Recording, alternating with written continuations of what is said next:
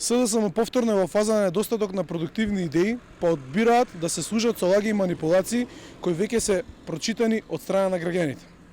Денеска советничката Николина Нолевска од СДСМ излезе со груба манипулација за проект за кој знае дека е веќе во длабока процедурална фаза и истиот е поминат на седница на Советот на општина Бутел на кој и самата има присуствувано.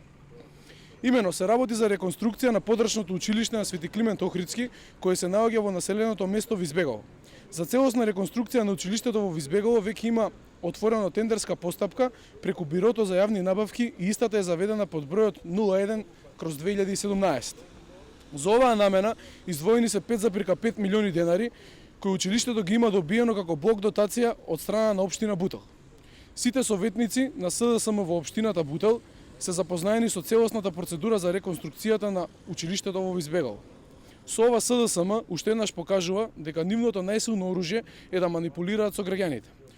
Тие се во целосна паника затоа што следуваат локални избори на кои што знаат дека ќе доживеат огромен пораз.